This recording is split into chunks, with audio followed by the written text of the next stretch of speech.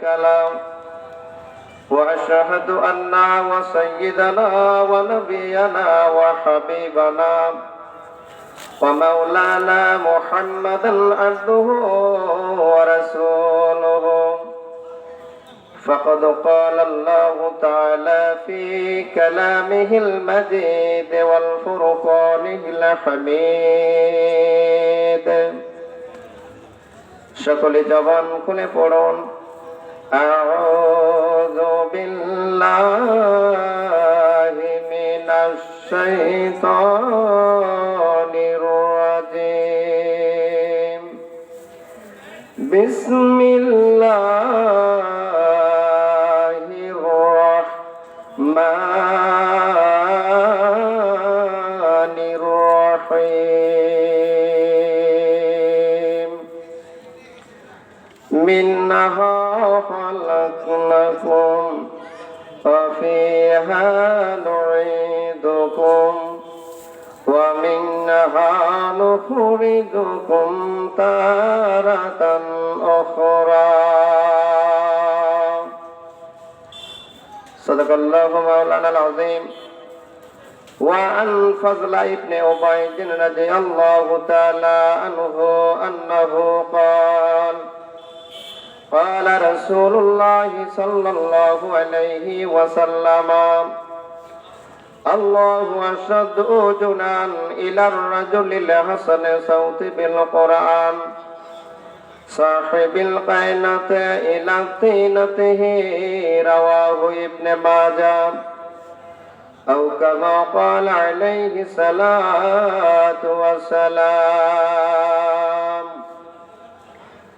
إن الله وملائكته يصلون على النبي يا أيها الذين آمنوا صلوا عليه وسلموا تسليما اللهم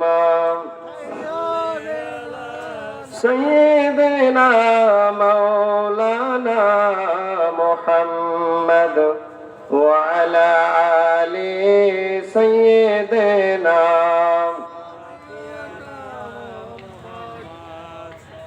দুনিয়ার বুকে যাহার অন্তর নবীর জন্য কাঁদিল না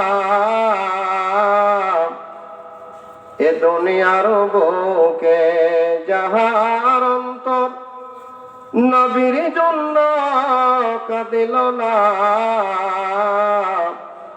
কাল হাসর মাঠে সেই নবীজির সঙ্গে দিদার মিলবে না আল্লাহুম্মা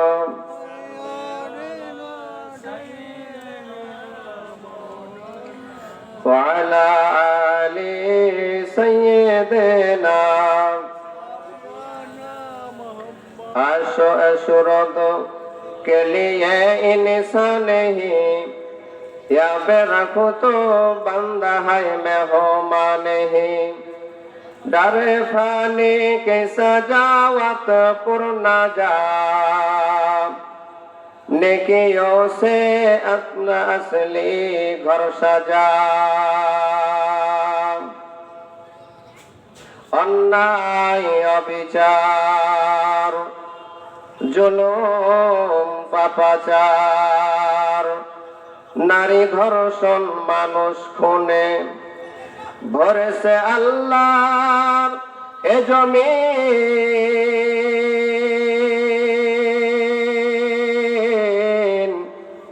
বিদায় হতে চলেছে নবীজির রহমতে মাখা দিন আগার গীতি সারা সরবার গেরা চেরাগে মকো বেলা হরগে যেন মিরত আগার মুসার সরকার বাসর দিলে আসে কে গোল গোল যারে বাসর। আলহামদুলিল্লাহ, ঐতিহ্যবাহী নওগাঁ জেলার সাপাহার উপজেলার খঞ্জনপুর তালকুড়া লতিফিয়া আলিম মাদ্রাসার মসজিদের উন্নতি কল্পে আজকের এই আয়োজন। মাহফিলের সম্মানিত সুযোগ্য সভাপতি মহোদয়, বিশেষ অতিথি মহোদয়, সহসভাপতি বৃন্দ, দূর দূরান্ত থেকে আগত কোরআন প্রেমিক, রাসূল প্রেমিক, ওলি প্রেমিক মুসলমান ভাই ও বন্ধুগণ, পর্দার আড়ালে অবস্থানরত শিক্ষিতা, সুশিক্ষিতা, সর্বগুণে গুণান্বিতা, আবেদা, সালিহা, জাকিয়া, মবিনা, সেলিনা, আকলিমা, তাসলিমা, মুসলিমা মা ও বোনেরা, সবার প্রতি আমার আন্তরিক সালাম। আসসালামু আলাইকুম ওয়া রাহমাতুল্লাহি ওয়া বারাকাতুহু। আজকে জান্নাতের বাগানে বসতে পেরে আমরা খুশি না বেজার? এই খুশি ভরা চিত্ত নিয়ে আপনার আমার উচিত সেই মনিবের দরবারে শুকরিয়া আদায় করা, ঠিক কিনা? যে মহান মনিব অত্যন্ত দয়া করে, মায়া করে আজকে কিছু সময় জান্নাতের বাগানে বসার জন্য কবুল করেছেন, সেই মহান মনিবের দরবারে শুকরিয়া আদায় করে বলি আলহামদুলিল্লাহ। লাখ কোটি দরুদ ও সালাম বর্ষিত হোক সেই নবীর উপরে, যে নবীকে আল্লাহ রাব্বুল আলামিন সর্বশ্রেষ্ঠ করে পৃথিবীর জমিনে প্রেরণ করেছেন, সেই ঈমান ও ইমারতের অতন্ত প্রহরী, আল কোরআনের জিন্দা সৈনিক, সেই দয়ার নবীর রওজা মুবারকে লাখ কোটি দরুদ ও সালাম বর্ষিত হোক। সকলে বলি সাল্লাল্লাহু আলাইহি ওয়াসাল্লাম। সম্মানিত হাজিরিন, জান্নাতের বাগানে বসার মতন সুযোগ, সৌভাগ্য সবার ভাগ্যে হয় না। আল্লাহ রাব্বুল আলামিন যাদেরকে ভালোবাসেন, যাদেরকে কবুল করেন, তারাই জান্নাতের বাগানে বসার সৌভাগ্য লাভ করে। পড়েন আলহামদুলিল্লাহ। সবার ভাগ্যে হয় কি? সবার ভাগ্যে হয় না। আল্লাহ রাব্বুল আলামিন যাদেরকে ভালোবাসেন, পছন্দ করেন, দয়া করেন, তারাই জান্নাতের বাগানে বসার সৌভাগ্য লাভ করে। তার ছোট্ট একটা উদাহরণ দিয়ে আজ যদি আমি এই মাহফিলের মান মর্যাদা যদি আমি বুঝতাম, তাহলে টিকিট দিতে হইলেও মাহফিলের মধ্যে সে জায়গা দখল করে নিতাম। ধরে বলেন ঠিক কিনা? আজকে এই মজলিসে বসলে লাভ কি? কত আপনার আমার উপকার হবে, গুনাহ মাফ হবে, নেকি কামাই হবে, এটা আমি যদি বুঝতাম, তাহলে আমরা দোকান পরে বসে অযথা সময় নষ্ট করতাম না। আমরা অবশ্যই এসে টিকিট দিতে হলেও এসে মাহফিলে এসে আমরা হাজিরা দিয়ে দিতাম। এখনো বলতেছি, যেনারা এখনো এদিক সেদিক ঘোরাফেরা করতেছেন, অযথা সময় নষ্ট না করে জান্নাতের বাগানে চলে আসুন। আল্লাহ রাব্বুল আলামিন বলছিলাম, জান্নাতের বাগানে বসার সৌভাগ্য সবাইকে দেন না। মাহফিল যখন, আলোচনা যখন শুরু হয়, এই তাফসীরুল কোরআন মাহফিল, ধর্মীয় মাহফিল, তাম পৃথিবীতে যে কোনো জায়গাতে অনুষ্ঠান হোক না কেন, এই কোরআনুল কারীমের আলোচনা মানুষ শুনবে, কোরআন বুঝবে। সর্বস্তরের জনগণ, সর্বস্তরের মানুষের পছন্দ হইলেও এক শ্রেণীর মানুষের পছন্দ হয় না, এমন মুসলমান মনে হয় এলাকায় নাই। অনেকে আছে না, পছন্দ করে না। যে কোরআনুল কারীমের আলোচনা হবে, কোরআন মানুষ শুনবে, বুঝবে, এই ধর্মীয় মাহফিল জমিনে অনুষ্ঠিত হবে, কিছু মুসলমান আছে অনেকে চায় না।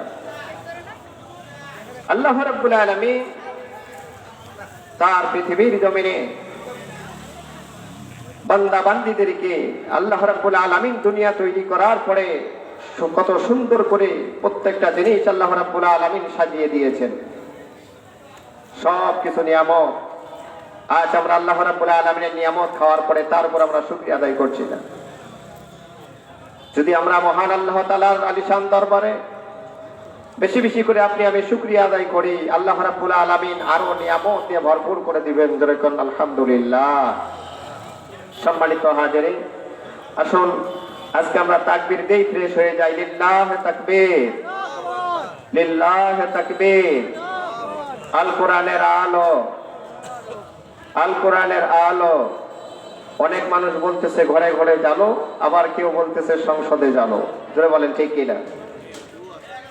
যখন স্লোগান হবে যে আল কোরআনের আলো, এর জবাবে যদি আপনারা ঘরে ঘরেই জানো, এই উত্তরটাই যদি আপনারা দিয়ে দেন, তাহলে আজ থেকে ১৫০০ বছর আগে আপনার আমার নবী যখন কালেমার দাওয়াত যখন শুরু করে দিয়েছিল, সেই সময় আল্লাহ রাসূল যখন এই কালেমার ধ্বনি, কালেমার দাওয়াত নিয়ে যখন ময়দানে বেরিয়ে গেলেন, যখন বলতো আল কোরআনের আলো, আবু জেহেল বলতো যে ভাতিজা আল কোরআনের আলো তুমি ঘরে ঘরেই জ্বালো। কারণ আবু জেহেল জানতো যে কোরআনুল কারীম যদি বাইরে জানতে দেওয়া যায় তাহলে আমার চেয়ার টিকে রাখা অনেক মুশকিল হয়ে যাবে। ধরে বলেন ঠিক কিনা? এই জন্য আল কোরআনের আলো আপনারা যদি জবাব দেন ঘরে ঘরে জ্বালো, তাহলে আবু জেহেলেরটাই রিলে করে শোনানো হবে। আমাদের স্লোগান হবে আল কোরআনের আলো সর্বপ্রথম হবে দিলে দিলে জ্বালো। আগে নিজের অন্তরে কোরআন জ্বালার দরকার আছে না নাই? আল্লাহ তাআলা আমাদেরকে কবুল করুক, বলেন আমিন। এরপরে স্লোগান হবে আল কোরআনের আলো সংসদে জ্বালো, আল কোরআনের আলো সারা বিশ্বে জ্বালো। বলতে পারবেন না আপনারা? তাকবীর দে ফেশন লিল্লাহ, তাকবীর। আল্লাহ, আজকের এই মাহফিল আমরা মনে করি জীবনের শেষ মাহফিল হতে পারে। আর কোনোদিন এই জান্নাতি পরিবেশে রহমতি বরকতের শামিয়ানার নিচে আমরা হয়তো বসার মতন সুযোগ আর হয়তো আমরা পাবো না।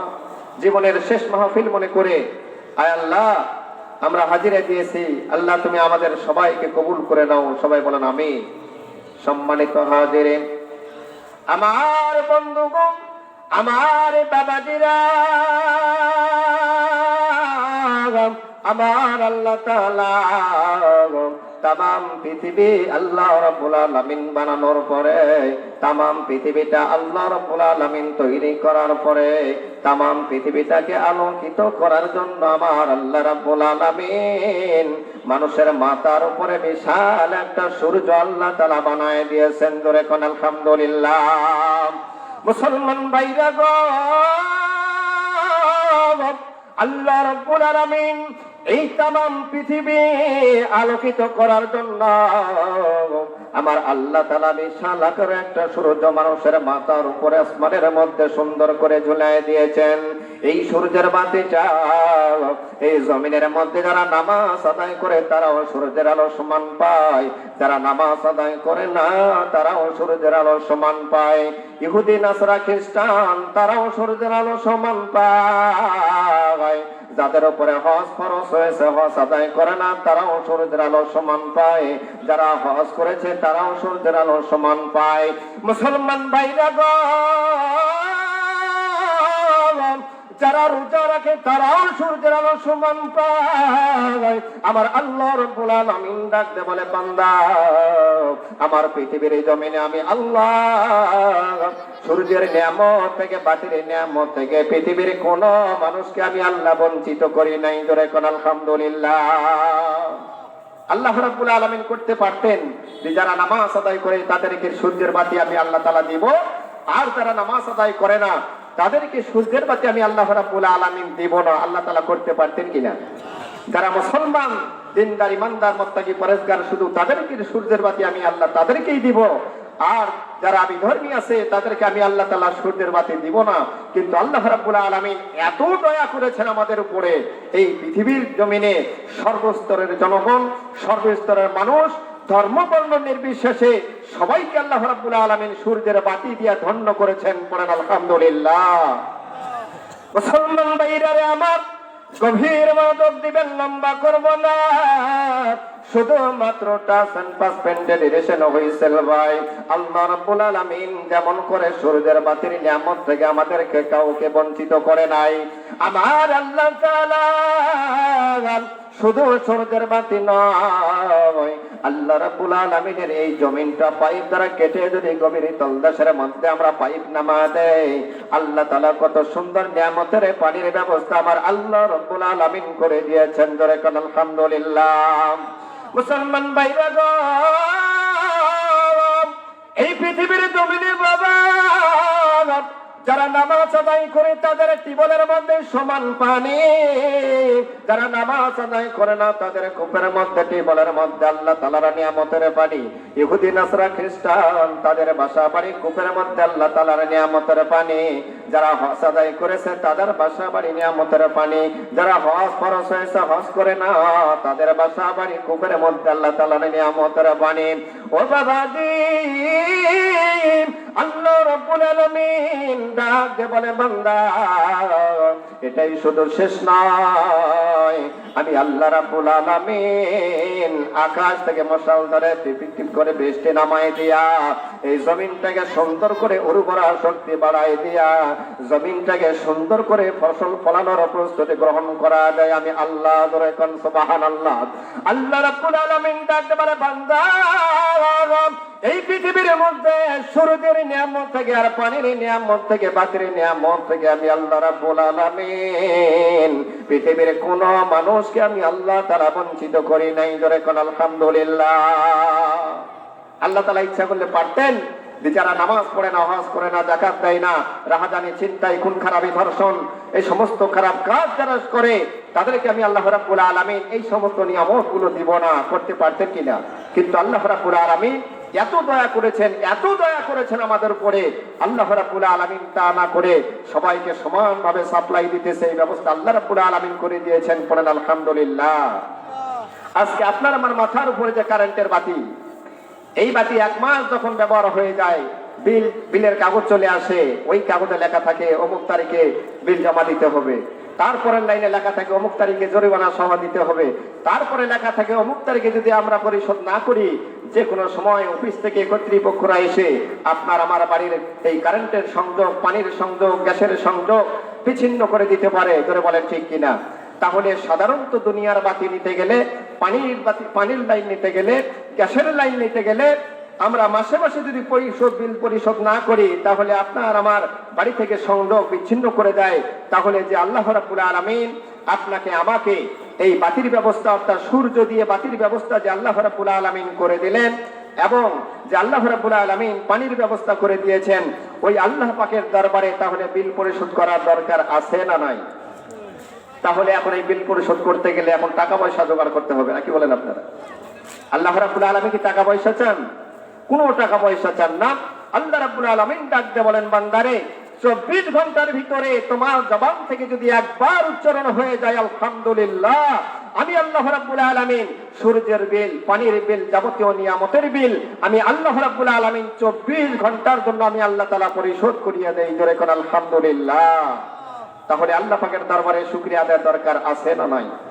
আল্লাহ রাব্বুল আলামিন আজ থেকে ১৫০০ বছর আগে তাম পৃথিবী তৈরি করে এই সূর্যের আলো দিয়ে তাম পৃথিবীটাকে আলোকিত করেছেন। শুধু এটাই শেষ নয়, আল্লাহ রাব্বুল আলামিন তাম পৃথিবী তৈরি করে ধীরে ধীরে পৃথিবীতে মানুষ যখন বৃদ্ধি হতে শুরু করলো, মানুষ যখন অন্যায় আচরণ নিয়ে ব্যস্ত হয়ে গেল, আমার আল্লাহ রাব্বুল আলামিন, মুসলমান ভাইরা রে আমার, আল্লাহ রাব্বুল আলামিন তাম পৃথিবী তৈরি করার পরে তাম পৃথিবীর মানুষগুলো যখন অন্যায় আচরণ নিয়ে ব্যস্ত হয়ে গেল, আমার আল্লাহ অন্ধকার অচ্ছন্নর মধ্যে পড়ে থাকা মানুষগুলোকে আলোর পথ দেখার জন্য, অসভ্য মানুষগুলোকে আল্লাহ রাব্বুল আলামিন সভ্যতার পথে ফিরিয়ে নিয়ে আসার জন্য, অভদ্র মানুষগুলোকে আমার আল্লাহ রাব্বুল আলামিন ভদ্রতে রূপান্তরিত করার জন্য, দাধা করে যারা জান্নাতের রাস্তা বাদ দিয়ে যারা পাপের রাস্তা বেছে নিল, জাহান্নামের রাস্তা ধরে নিল, যাদের নামগুলো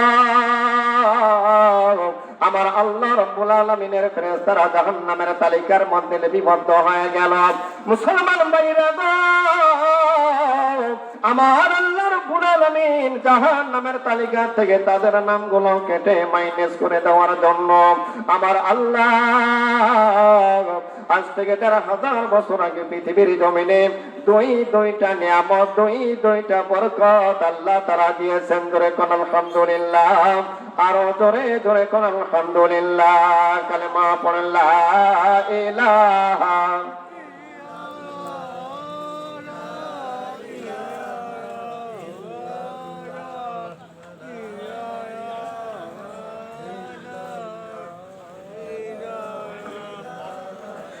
লা ইলাহা ইল্লাল্লাহ, লা ইলাহা লা ইলাহা ইল্লাল্লাহ। বেদার হচ্ছেন নাকি আপনারা? তাকবীরে ফ্রেশন লিল্লাহ তাকবীর। তাহলে আল্লাহ রাব্বুল আলামিন এত কিছু নিয়ামত দিয়ে আপনাকে আমাকে ধন্য করলেন। তাম পৃথিবীকে আলোকিত করার জন্য আল্লাহ তাআলা কয়টা নিয়ামত দিয়েছেন? 2টা। 1 নম্বরে আল্লাহ রাব্বুল আলামিন ডাকতে বললেন, 1 নম্বরে তাম পৃথিবীটাকে আলোকিত করার জন্য আমি আল্লাহ রাব্বুল আলামিন যতগুলো নবী রাসূলকে আমি আল্লাহ তাআলা পৃথিবীর জমিনে পাঠিয়েছি তার মধ্যে সর্বশ্রেষ্ঠ করেছি হুজুরে আকরাম সাল্লাল্লাহু আলাইহি সাল্লামকে, মুহাম্মদকে। সবাই বলেন সাল্লাল্লাহু আলাইহি সাল্লাম। আর দ্বিতীয় নম্বর, আমি আল্লাহ রাব্বুল আলামিন तमाम পৃথিবীর মানুষগুলোর জন্য আমি আল্লাহ রাব্বুল আলামিন যে চারটা বড় বড় কিতাব আমি আল্লাহ রাব্বুল আলামিন দিয়েছি, তার মধ্যে আখিরি জামানার পয়গম্বরকে আল্লাহ রাব্বুল আলামিন দিয়েছেন এই পবিত্র কুরআনুল কারীম। ধরে কোন সুবহানাল্লাহ। আল্লাহ রাব্বুল আলামিন এই কুরআনুল কারীমের ভিতরে যেই জায়গাতেই জান্নাতের কথা বলেছেন, যেখানেই জাহান্নামের কথা বলেছেন, तमाम আয়াতে কারিমা এক জায়গার মধ্যে কোরআন যদি করা যায়, কুরআনুল কারীমের 1/3 10 পড়ার সমান হয়ে যাবে। ধরে কোন সুবহানাল্লাহ। আমার বন্ধুগণ, আমার বাবাজিরা, লম্বা করব না। আমার আল্লাহ রাব্বুল আলামিন ডাক দে বলে, বান্দা মিনহা খলাকনাকুম ওয়া ফিহা নুঈদুকুম ওয়া মিনহা নুখরিজুকুম তারাতান উখরা। জোরে কোন আল্লাহু আকবার। আল্লাহ রাব্বুল আলামিন ডাক দে বলে, বান্দা মিনহা খলাকনাকুম, আমি আল্লাহ রাব্বুল আলামিন মাটি দ্বারা মানুষকে তৈরি করলাম। আমি আল্লাহ রাব্বুল আলামিন আবার মানুষগুলোকে আমি আল্লাহ তাআলা মাটির ভিতরেই নেব। ওয়া মিনহা নুখরিজুকুম তারাতান উখরা, আবার আমি আল্লাহ রাব্বুল আলামিন মাটির ভিতর থেকে মানুষগুলোকে জিন্দা বানায়া আমি আল্লাহ তাআলা আবার হাসরের ময়দানে উঠাবো। জোরে কোন সুবহানাল্লাহ। মুসলমান ভাইরা গো, আল্লাহ তাআলা ডাকতে বলে, বান্দারে এই মাটি দ্বারা তোমাদেরকে বানাইলাম, আবার মাটির ভিতরে নিব, আবার মাটির ভিতরে থেকে তোমাদেরকে জিন্দা করব। তাছাড়া তোমাদের পালানোর কোথাও রাস্তা নাই।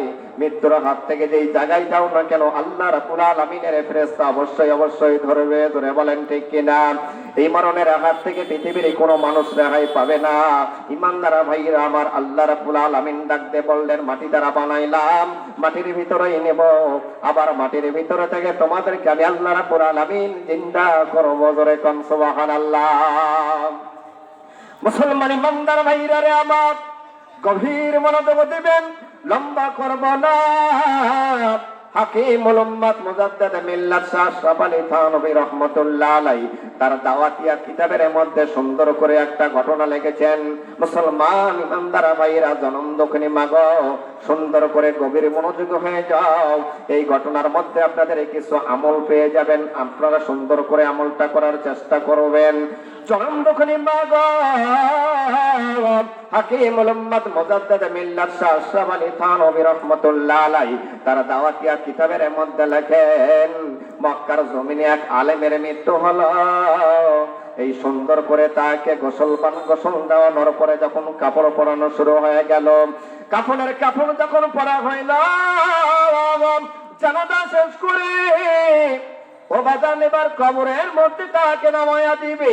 ও বন্ধু, তার আগে একটু আলোচনা করে নেই। এইবার যখন তারা কাফন পরা হলো, মারা গেল, গোসল দেওয়া হলো, কাফন পরা হলো, যেই জায়গার মধ্যে তার কবরটা খনন করেছিল, ওই জায়গাতে তাদের বংশের একজন মহিলা মারা গিয়েছিল অনেক দিন আগে। এইবার একটা আলেম মারা গিয়েছিল অনেক দিন আগে, আর যেটা ইন্তেকাল করলো এটা আলেম না, একজন সুন্দর একটা রমণী ইন্তেকাল করলো। সুবহানাল্লাহ। অর্থাৎ আরবে সুন্দর একটা রমণী, ধার্মিক ব্যক্তি, আল্লাহ তাআলার ইমানদার ব্যক্তি, এ মারা গেল। তাদের বংশের মধ্যে একজন আলেম অনেক কয়েক বছর আগে মারা গেছে, তার কবরটা ঠিক মতো চিনা যাচ্ছে না, কিন্তু অনেক পুরানা মানুষ আছে, কবরস্থানে নিয়ে গেলে কোথায় কার কবর দেওয়া আছে বলতে পারি কি পারে না। এইবার বলতেছে, তাহলে আমরা এই মেয়েকে কোথায় কবর দেব? তাহলে জায়গা তো সংকীর্ণ, তাহলে চলো একটা জায়গা নির্ধারণ করি। করার পরে এখন দেখতেছে যে এদের পরিবার থেকে অনেক বছর আগে একটা আলেম মারা গেছিল, তাহলে ওখানে ওই কবরটা খুঁড়ে ওই জায়গাতে সুন্দর করে তাকে কবরস্থ করে দেয়। যেহেতু কবর মিশামিশা হয়ে গেছে, তারা সুন্দর করে কবর খোঁড়া শুরু করলো। কবর খুঁড়তে খুঁড়তে দেখে যে কবরের ভিতরে মানুষ তো গলে যায়, বসে যায়, আর যারা দিনদার ইমানদার মুত্তাকি পরেজগার তাদের লাশ তো তাজা অবস্থায় থাকে। সুবহানাল্লাহ। এইবার কবর খুঁড়তে খুঁড়তে সুন্দর একটা তাজা, মনে হচ্ছে যেন এমন ভাবে কাফন পরানো আছে, তাকে 1 থেকে 2 দিনের ভিতরেই কবরে ঢুকানো হয়েছে। আল্লাহু আকবার বলেন। মুসলমান ইমানদার ভাইরা রে আমার, গভীর মনোযোগ দিবেন। এইবার তারা চিন্তা করে, আল্লাহ এত সুন্দর করে কাফন পরানো আছে, আয় আল্লাহ না জানি এই দু একদিনের মধ্যেই তাকে কবরের মধ্যে শহীদ করে রাখা হলো। ইমানদার ভাইরা আমার, এইবার তারা চিন্তা করে, আহারে আমরা একটু তার সুন্দর করে মুখমণ্ডলের কাপড়টা আমরা খুলে দেখি, আসলে ওই আলেম এইটা নাকি অন্য কারো কবরের মধ্যে আমরা এসেছি, একটু মুখমণ্ডলের কাপড়টা আমরা খুলে দেখি। মুসলমান ইমানদার ভাইরা গো, আল্লাহ তাআলার বান্দারা, সেই সময় ছিল বাজানো হজের মৌসুম। আস্তে করে বাজান যখন তার মুখের কাপড়টা আস্তে করে যখন সরাইছি, এমন সুন্দর নুরানি চেহারা দেখার পরে তারা আল্লাহর দরবারে শুকরিয়া আদায় করা শুরু করেছে। জোরে কোন সুবহানাল্লাহ। মুসলমান ভাইরা গো, এমন ভাবে শুকরিয়া করে কেন আদায় করা শুরু করলো? এই লাশটার ভিতরে কি যেন পাইল, সুন্দর করে এবারে লাশটার মুখমণ্ডল দেখার পরে চিন্তা করে, আল্লাহ আমরা তো একটা আলেমের কবর এখানে খুঁড়েছি, কিন্তু আলেমের কবরে আলেমের লাশ নাই, আমরা যে লাশটা দেখলাম এটা সুন্দর একটা রমণের লাশ। ধরে কোন সুবহানাল্লাহ। এইবার তারা চিন্তা করে, আল্লাহ গো, এই লাশটা কোনো সাধারণ লাশ নয়, এই লাশটা এমন একটা মহিলার লাশ। তারা লাশটা দেখে সুন্দর করে অনুমান করতেছে এই লাশটা হয়তো এই দেশের না অন্য দেশের লাশ এটা হইতে পারে। কারণ দেখেন, যারা নাইজেরিয়া তাদের চেহারা আলাদা, যারা অন্য দেশের তাদের চেহারা আলাদা, চীন দেশের যারা তাদের চেহারা আলাদা, কিন্তু আমাদের এই বাংলাদেশের মধ্যে অনেক চেহারার মানুষ আছে। ধরে বলেন ঠিক না বেঠি? এইবার তারা চিন্তা করে, আহারে এখানে তো আলেমকে কবরস্থ করা হয়েছিল, তাহলে এই মহিলার লাশটা এই জায়গার মধ্যে কেমনে আসলো? আলেমের কবরের মধ্যে মহিলাটার লাশ কেমনে আসলো? জানা দরকার আছে না নয়? মুসলমান ইমানদার ভাইরা গো, শাহ আশরাফ আলী থানভী রাহমাতুল্লাহ আলাইহি সুন্দর করে বর্ণনা করেন, ও মুসলমান, চতুর্দিকে যখন সর পড়ে গেল, চতুর্দিকে এই ঘটনার আওয়াজ চলে গেল, অমুক জায়গাতে সুন্দর করে একটা আলেমের কবর খনন করে একটা মহিলার লাশ বের হয়েছে। মহিলাটিকে কেউ চিনতে পারে না। অনেক মানুষ দেখার জন্য সেই জায়গাতে ভিড় জমালো। একজন ইউরোপীয় হাজির কানে যখন সংবাদটা পৌঁছে গেল, ইউরোপীয় হাজি ওই লাশটাকে দেখার জন্য এক পা দু পা করে করে কবরের পাশে দাঁড়িয়ে গেল। জোরে কোন সুবহানাল্লাহ। এইবার ইউরোপীয় হাজি ডাকতে বলে, ভাইজান আমাকে একটা নজর দেখার সুযোগ করে দেন। আস্তে করে হাজি সাহেব আপনার কবরের পাশে দাঁড়াইয়া সুন্দর করে মুখমণ্ডলে কাপড়টা দেখিয়া আল্লাহ পাকের দরবারে শুকরিয়া আদায় করে নিয়েছেন। জোরে কোন সুবহানাল্লাহ, আর আওয়াজ করে কোন সুবহানাল্লাহ। এইবার সবাই ডাকতে বলে, হাজি সাহেব আপনি শুকরিয়া আদায় করলেন কেন? আপনি কি এই মহিলাকে চিনতে পেরেছেন? আল্লাহর বান্দা ডাকতে বলে, হ্যাঁ এই মহিলাটিকে আমি চিনি জানি বুঝে। সবাই ডাকতে বলতেছে, আপনি কেমন করে চিনতে পেরেছেন? আল্লাহর বান্দা ডাকতে বলে, আজকে এই কবরের মধ্যে যে লাশটা শোয়ানো হইল, যার লাশটা মাটির ভিতরে থেকে বের হইল, এই লাশটা এই দেশের নয়, এই লাশটা হলো ইউরোপের একজন খ্রিস্টান ইহুদির পরিবারের লাশ। ধরে কোন সুবহানাল্লাহ। মুসলমান ভাইরা গো, এই ইহুদিদের লাশ মক্কা মদিনার কবরের মধ্যে কেন গেল, কেমনে গেল? আল্লাহ রাব্বুল আলামিন ইচ্ছা করলে করতে পারেন কি পারে না? ওই ইমানদার ভাইরা গো, আল্লাহ রাব্বুল আলামিন ইহুদিদের লাশটা কেমনে, মহিলা ইহুদি মহিলাটিকে কেমনে আল্লাহ তাআলা ওই কবরস্থানের মধ্যে নিয়ে গেল? ও মুসলমান, আসুন সুন্দর একটা আমলের আলোচনা আপনাদেরকে দিয়ে যাই। কোন আমলের পরিবর্তে ইউরোপীয় ইহুদিদের কবরস্থান থেকে এই মহিলার লাশটা মক্কা মদিনার ওই কবরস্থানে গেছে। জোরে কোন সুবহানাল্লাহ। মুসলমান ভাইরা গো, এইবার বাজান ওই ইউরোপীয় হাজি ডাকতে বলতেছেন, ভাইজান এই মহিলাকে আমি চিনি। কেমন করে চিনি তার বিবরণ আমি এই মুহূর্তে দেব। এই মহিলা কোনো সাধারণ মহিলা নয়, এই মহিলার বাবা বিশাল ধন সম্পত্তির মালিক। আমি তাদের বাড়িতে কাজ কাম করতাম, আমি তার বাড়িতে কাজ কাম করতাম। আর আমি যখন সন্ধ্যাবেলায় আল্লাহর কোরআন পড়তাম, আর এই সুন্দর করে মহিলা আমার সামনে বসে কোরআনুল কারীমের তেলাওয়াত শুনতো। জোরে কোন সুবহানাল্লাহ। এইবার হাজি সাহেব ডাকতে বলে, বাবা গো, আমি কোরআন পড়তাম, আর এই মহিলা সুন্দর করে আমার জবান থেকে কোরআনুল কারীমের তেলাওয়াত শুনতো, হাদিসের আলোচনা করতাম, আমার জবানিতে হাদিসের আলোচনা শুনতাম। এক পর্যায়ে দীর্ঘদিন শুনতে শুনতে তার মন আর মানে না, আমাকে ডাকতে বলতেছেন, চাচা গো, আমাদের বাড়িতে কাজ করে না থাকেন, এত সুন্দর করে আপনাদের এই কিতাব আপনি পড়তে পারেন, এত সুন্দর সুন্দর কথা আপনি বলতে পারেন, হুজুর গো, ও চাচা গো, মেহেরবানি করে আপনি আমাকে মুসলমান বানায় দেন। ধরে কোন সুবহানাল্লাহ। ইমানদার ভাইরা রে আমার, এইবার প্রিয় হাজি ডাকতে বলে, মাগো মা, আমি যদি তোমাকে মুসলমান বানায় দেই, হয়তো তোমার মা বাবার সামনে যখন কথাটা প্রকাশ হয়ে যাবে, মাগো মা, হয়তো আর তোমাদের বাড়িতে আমার থাকার জায়গা হবে না, মাগো মা, আমার উপরে অত্যাচার হবে, হয়তো আমাকে মেরেও ফেলতে পারে, তোমাকেও মেরে ফেলতে পারে মা, কাজেই তুমি ভালো করে বুঝে পরামর্শতে কাজ করো।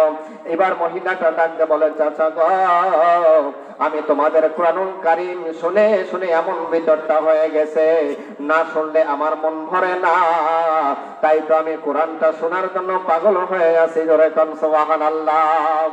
এইবারে ডাকতে বলে, চাচা গো, আমার কপালে যা হবে তা আমি মেনে নিব, আপনি মেহেরবানি করিয়া আপনি আমাকে মুসলমান বানায় দেন।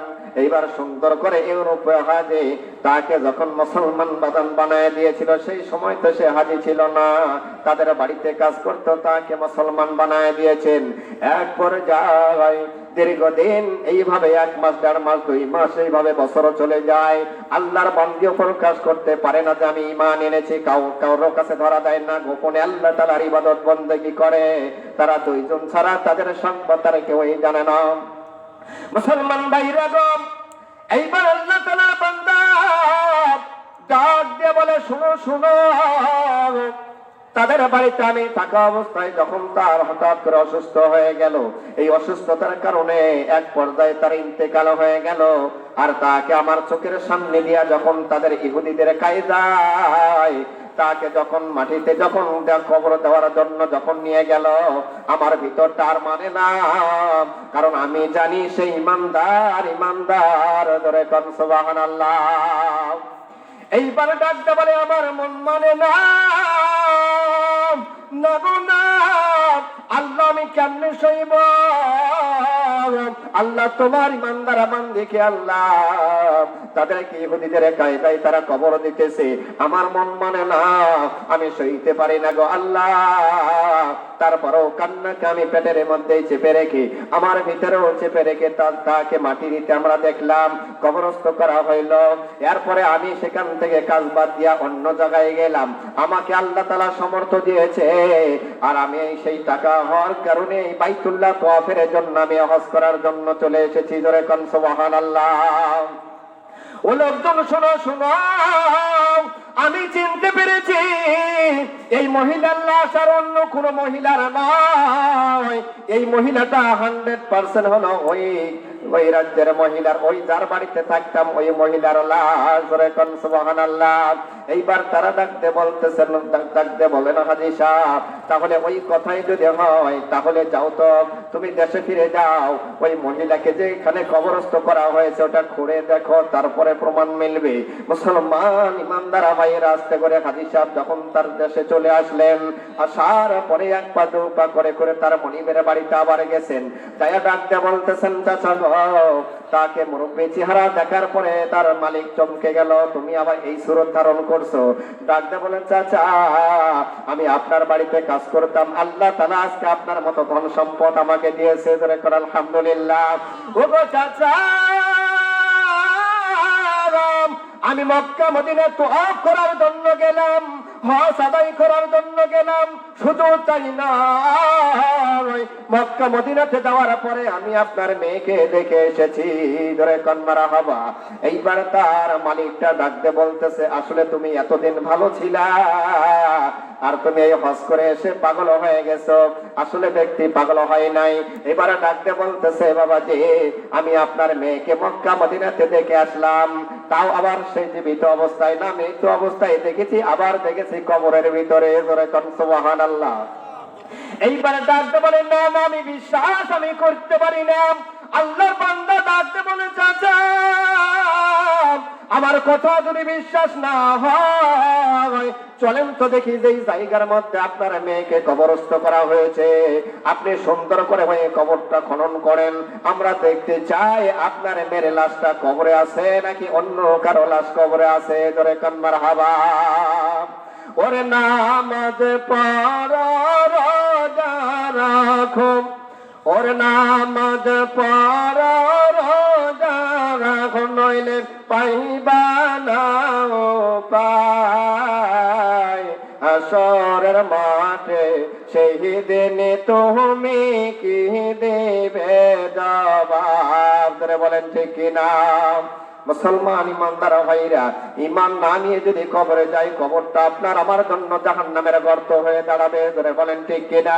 এই জন্য বলা হয়েছে, ওরে সাপে কাটবে দংশন করিবে, সাপে কাটবে দংশন করিবে, করিবে হায় রে হায়।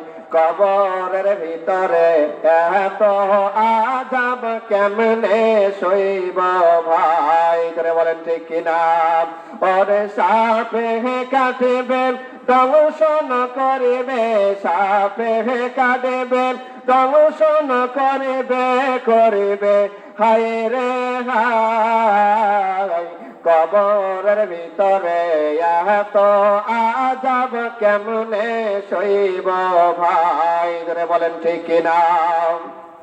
মুসলমান ভাইরা গো, লম্বা করব না, এইবার তারা সিদ্ধান্ত নিল, সুন্দর করে তার কবরটা আমরা করে দেখব, এই কবরের মধ্যে আসলে তার লাশটা আছে নাকি কোথায় গেল। এইবার রাজা দেখার জন্য সুন্দর করে কবরের মাটি যখন সরানো শুরু করেছে, এই মাটি সুন্দর করে সরানোর পরে এবার দেখে ওই কবরের ভিতরে তার মেয়ের লাশ নাই, একটা ধবধবে একটা সুন্দর চেহারা আর একটা আলেমের লাশ। ধরে কান মারহাবা। মুসলমান ভাইরা গো, এই ইহুদিদের কবরের ভিতরে বাবা, এই বাবাদের মেয়ের কবরটা যখন খনন করা হয়ে গেল, ইহুদিদের কবরস্থানের ভিতরে এইবার যখন এই সুন্দর একটা আলেমের লাশ পাওয়া গেল, এইবার ডাকতে বলতেছেন, দেখেন তো এই কবরস্থানের ভিতরে আপনার মেয়ের লাশ কিনা। সুন্দর করে দেখতেছেন, না, তার মেয়ের লাশ নয়। সৌদি আরবের মানুষদেরকে দেখলেই বোঝা যায় তারা ওই দেশের মানুষ। ধরে কোন সুবহানাল্লাহ। এইবারে দেখতেছে সুন্দর আকৃতির একটা মানুষ, কিন্তু তার লাশটা কেমন করে এই ইহুদিদের কবরস্থানের মধ্যে আল্লাহ তাআলা নিয়ে আসলো? কেন, কি এমন অন্যায় ছিল তার? তার মক্কা মদিনার কবরস্থান থেকে তাকে, মক্কার কবরস্থান থেকে তাকে নিয়ে আসলো ইহুদিদের কবরস্থানে ইউরোপ দেশে। মুসলমান ভাইরা গো, জানা দরকার আছে না নাই? আল্লাহ রাব্বুল আলামিন ইচ্ছা করলে সব করতে পারে বাবা। এইবার কেমন করে এই মহিলার লাশ ইউরোপের ইহুদিদের কবরস্থান থেকে মক্কা মদিনার কবরস্থানে গেল, আর সেই জায়গার আলেমের লাশ কেমন করে ইহুদিদের কবরস্থানে আলো, কি এমন আমল করেছিল? এইবার তারা চিন্তায় মগ্ন হয়ে গেল। এমন একটা টিম গঠন করা হইল, এই আলেমের সন্ধান নিতে হবে, চলো চলো আমরা তার দেশের বাড়িতে তাদের আত্মীয় স্বজনের কাছে যাই। ধরে কোন সুবহানাল্লাহ। মুসলমান ভাইরা গো, তার আত্মীয় স্বজন যারা ছিল, বন্ধু বান্ধব যারা ছিল, এক পা দু পা করে করে তারা সবাই তাদের সন্ধানে তাদের তালাশে তার তালাশে যায়। আবার জিজ্ঞাসা করে ব্যক্তিটা কেমন ছিল, সবাই এক বাক্যে সাক্ষী দেয়, সে ভালো ছিল, ভালো ছিল, সবাই ভালো ভালো বলে সাক্ষী দিতেছে।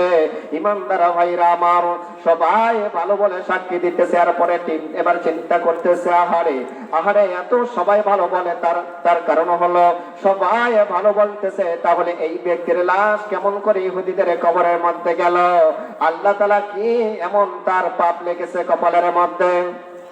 মুসলমান ভাইরা গো, এইবার আল্লাহ তাআলার বান্দারা এবার তারা সুন্দর করে তদন্ত শুরু করে দিল। এক পর্যায়ে এবার চিন্তা করে তাদের বাড়ির মধ্যে যায়। বাড়ির মধ্যে যাওয়ার পরে তারা যতগুলো তার সন্তানাদি ছিল, এমনকি তার মা বাবা তো বেঁচে ছিল না, যারা তার আত্মীয় স্বজন ছিল, সবাই এক বাক্যে বলতেছে আল্লাহর বান্দা আমাদের পোলা ভালো ছিল। সন্তানেরা বলে আমার বাবা ভালো ছিল, আমার বাবা ভালো ছিল। তাহলে কেমনে কি হয়ে গেল? এইবার তারা যে লোকজন টিমের মধ্যে ছিল, তারা চিন্তা করতেছে আল্লাহ আরেকজনের কাছে আমরা যাব, তার সবচাইতে আপনজন তার স্ত্রী। ধরে কোন সুবহানাল্লাহ। মুসলমান ইমানদার ভাইরা গো, স্বামী কোন রাস্তায় চলে, স্বামীর আমল সম্পর্কে একমাত্র বেশি জানে হলো স্ত্রী। ধরে কোন মারহাবা। এখানে বাণী করে কালেমা পড়ুন লা ইলাহা